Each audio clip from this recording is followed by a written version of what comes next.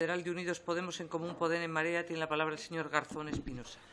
Sí, muchas gracias. Buenas tardes.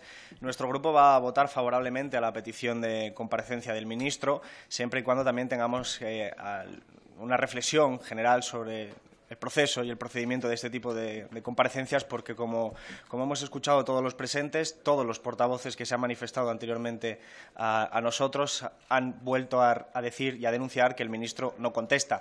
Y como a nosotros nos parece que la labor de los diputados es fiscalizar y controlar al poder, al Gobierno, nos parece que no deberíamos ser simplemente oyentes. Y yo creo que esta reflexión viene a cuento porque nosotros, en la última intervención ante el ministro de Hacienda, hicimos precisamente una pregunta que es esta pregunta, la pregunta que motiva la petición y la solicitud de comparecencia del ministro Montoro, que, naturalmente, sumándome a las denuncias de los anteriores portavoces, tampoco nos respondió.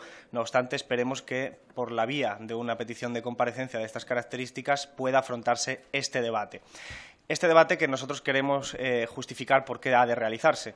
Nosotros entendemos que esta no disponibilidad de crédito tiene un objetivo fundamental, que es mandar un mensaje a Bruselas en torno al cumplimiento del déficit, un déficit que no se ha cumplido sistemáticamente, con el que nosotros además tampoco estamos de acuerdo, pero de acuerdo a los protocolos de Bruselas no se ha cumplido, el Gobierno del Partido Popular no lo ha hecho y ahora parece mandarle un mensaje que tiene que ver con recortes de 5.000 millones de euros y que, según indica el propio Gobierno, y como hemos escuchado, especifica que no va a afectar a determinadas partidas presupuestarias como las de sanidad y educación. Pero ¿cómo podemos nosotros comprobarlo, los diputados y diputadas de esta Cámara, si no hay un papel, un documento, unos presupuestos que nos especifique de dónde se va a recortar ese dinero, de dónde no se va a disponer, que es la otra forma de plantearlo? Evidentemente se nos está pidiendo un acto de fe. Y bueno, yo no soy creyente, pero creo que incluso aquellos que lo sean es una fe excesiva creer en el Partido Popular y en sus promesas, habida cuenta de lo que es la experiencia reciente del Partido Popular y de las contabilidades. De un Partido Popular que además ha mantenido una política absolutamente irregular. Ha sido capaz de bajar los impuestos directos en épocas de elecciones y de subirlos unos meses más tarde, claramente por oportunismo electoral, y haciendo un saldo neto de llevarnos a un sistema fiscal absolutamente más regresivo, en el que se han ido sustituyendo los impuestos directos por los impuestos indirectos, que, como todo el mundo sabe, afectan independientemente de la cantidad de renta que uno tenga. O, dicho de otra forma, los directivos de las grandes empresas multinacionales pagan exactamente la misma cantidad de impuestos por esos productos que cualquier otra familia de clase popular. Y esa es la tendencia dominante de hace décadas y es la tendencia dominante también en los últimos años con el Gobierno del Partido Popular. Parece que no se ha dado cuenta el Partido Popular de que esta línea de recortar, de obedecer a una Bruselas siempre insaciable, porque es una línea errónea, una línea de recortar el gasto público, la inversión pública, que lo que hace es incapacitar la recuperación de la propia economía en los perfiles que a nosotros nos parecen razonables. ¿Dónde se va a sacar este dinero? No nos lo ha dicho el Gobierno. ¿De dónde no se va a sacar? No nos lo ha dicho. Queremos que nos lo diga, porque creemos que incluso aunque no fuera en las partidas presupuestarias de sanidad y educación, insisto, creyendo mucho por encima de nuestras posibilidades al Partido Popular, es evidente que eso redundaría negativamente en la economía y nos llevaría a nuevos recortes que, en ese caso sí, seguro ya tocarían partidas fundamentales. No por casualidad la Comisión Europea ha mencionado que España tiene que estar atenta ante un posible recorte de 2.000 millones de euros adicionales más, porque sabe perfectamente cuál es la línea que tiene que seguir este Gobierno, que de momento el Gobierno está cumpliendo con esa línea. Solo decir una cuestión más, teniendo presente que el grupo proponente de esta comparecencia es el Partido Socialista. Esta idea se aplicó en un Consejo de Ministros del Partido Popular, pero un Consejo de Ministros que ha cristalizado como tal por los votos del Partido Socialista y de Ciudadanos. Probablemente, si las cosas hubieran dado de otra forma, si el Partido Socialista no hubiera decidido apoyar al Partido Popular, estaríamos afrontando estos debates desde un enfoque totalmente diferente. Por lo tanto, nosotros tenemos que reivindicar un poco de coherencia también al Grupo Socialista y al Grupo de Ciudadanos, porque no creo en absoluto que sean grupos ingenuos y creo que saben perfectamente que cuando se pone de presidente a Mariano Rajoy, las políticas que se esperan son las que estamos denunciando ahora mismo aquí. No solo lo digo yo, lo dijo de forma muy clara el presidente Mariano Rajoy en el día de investidura, en el que advirtió que no iba a cambiar la política económica, y aún así Ciudadanos y Partido Socialista le hicieron presidente. El Grupo Socialista, y tiene la palabra el señor López Milla.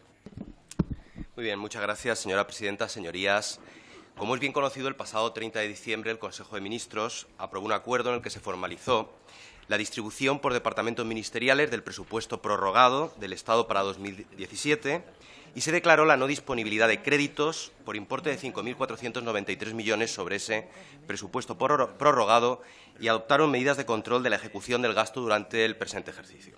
De dicho acuerdo apenas conocemos más que lo que decía la nota de prensa que se emitió aquel día. Se indicaba que la no disponibilidad de crédito afectaba a algo más de 4.900 millones de euros para el presupuesto no financiero, casi 582 millones de euros para el capítulo 8 con incidencia en el déficit público. Se señalaba que el criterio general que se había utilizado para esa no disponibilidad era el de ajustar el gasto a la inejecución del año 2016 y que la única excepción a la no disponibilidad iban a ser los gastos que se consideraban prioritarios dentro de los de índole social. No se precisaba qué gastos prioritarios son para el Gobierno dentro de los de índole social, ni tampoco se aclaraba en las restantes partidas qué clase de gastos se iban a ver afectados por el acuerdo de no disponibilidad. Por ejemplo, si había determinadas inversiones que se iban a retrasar o si se iba a derivar dinero hacia el presupuesto de defensa, por ejemplo, procedente de otros capítulos del gasto.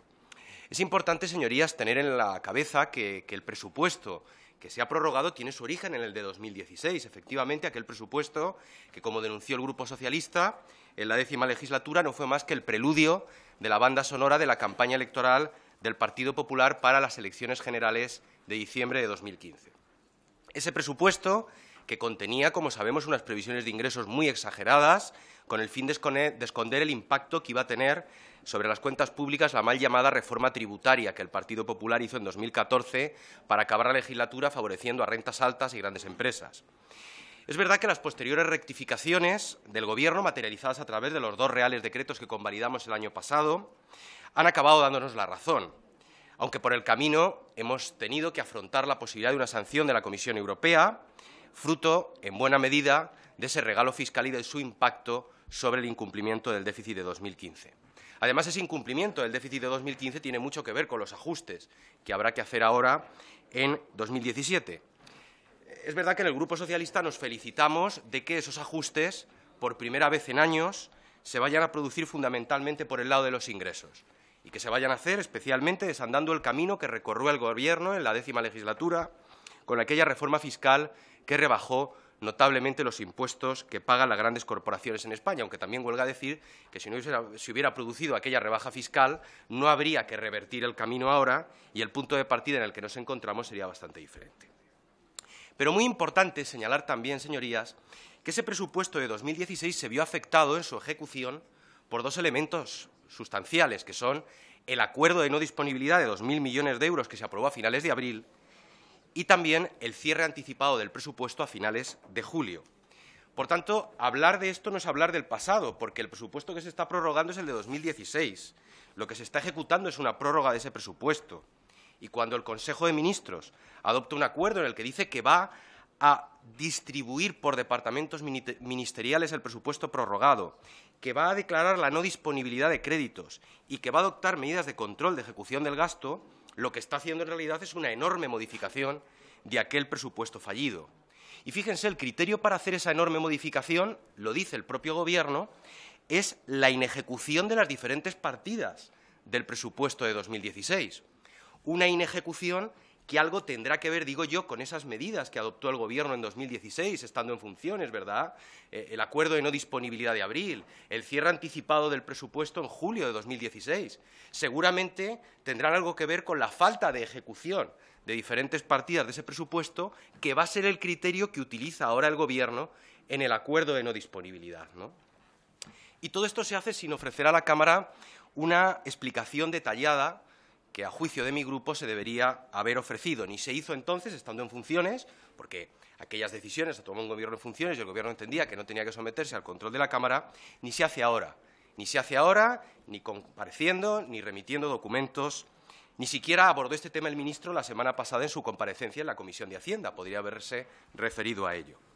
Entendemos, además, que sobre estas cuestiones reina la más absoluta opacidad. Yo mismo, como diputado, a mediados de septiembre, dirigí unas preguntas al Gobierno reclamándole información acerca de cómo había afectado el anticipo del cierre del presupuesto a las inversiones previstas en diferentes provincias, entre ellas a mi circunscripción, la provincia de Alicante. Y la respuesta que he recibido del Gobierno, fechada el 1 de diciembre, simplemente me dice que los anexos de inversiones provinciales tienen un carácter meramente estimativo, que los proyectos suelen ser plurianuales y que lo que no se ejecute en un año se ejecutará en los siguientes ejercicios. Pero en modo alguno se nos indica qué tipo de inversiones de ese anexo estimativo pueden haberse visto afectadas por el acuerdo de no disponibilidad que ya se hizo en abril del 16 o por el cierre de presupuesto en julio del año pasado. Pues esta clase de opacidad, señorías, es la que queremos evitar con esta solicitud de comparecencia y para ello, pues nada mejor que venga el ministro de Hacienda y Función Pública, que nos lo explique, que le podamos preguntar, que le podamos pedir ampliaciones adicionales de información, que él probablemente nos pueda remitir vía documental, porque es verdad que esta es una cuestión muy prolija y que la información que le requeriríamos probablemente fuese mucha, ¿no? Y que además tengamos en cuenta que estas circunstancias se producen en una situación muy excepcional. Estamos hablando de un acuerdo de no disponibilidad que se produce sobre un presupuesto prorrogado, que a su vez fue objeto de un acuerdo de no disponibilidad y de un cierre anticipado y en el que estaban claramente exagerados los ingresos públicos.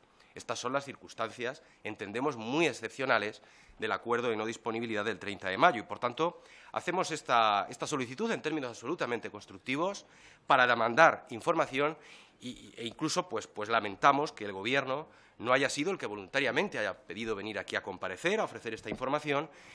Quizás es porque, aunque el señor ministro, cuando viene al Parlamento, dice que está encantado de venir aquí, probablemente encantado está, pero no de contestar a las solicitudes de información que nosotros le hacemos. Nada más. Gracias.